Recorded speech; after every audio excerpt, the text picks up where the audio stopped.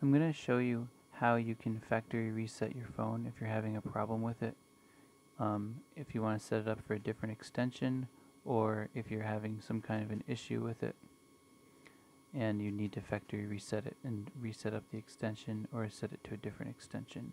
So if you have the phone up like this, go to more at the bottom with this button here, go to more again, go to menu, and we want to reset to factory settings, the factory default settings. So here we want to go down to where it says advanced. You can either do that by using the arrow keys and going down to advanced, and then hit the check button or hit select, or you can just press the button corresponding to the menu item. It's number 5.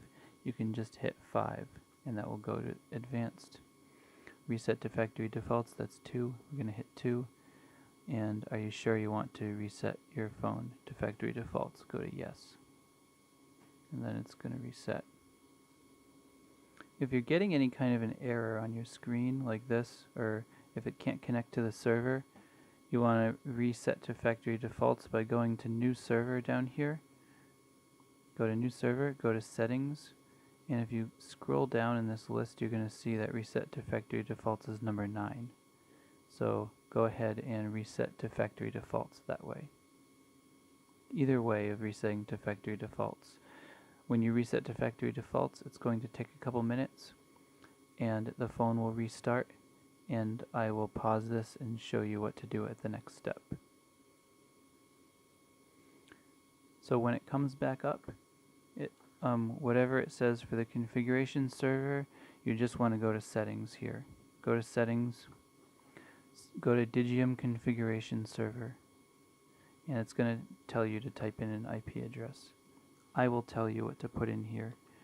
We're going to put in, for this case, 192.168.5, and then dot, which is, you can use the star for dot to advance to the next box, and then click go. And then you'll see here, you don't see, it says select your name and extension, but we don't see any names and extensions here. You have to go to filter, and you have to go to all extensions, and it's going to show you all the extensions in the system. And then go ahead and select the extension you want to set up the phone for, and click on select. Now the phone is going to configure itself, it's going to restart.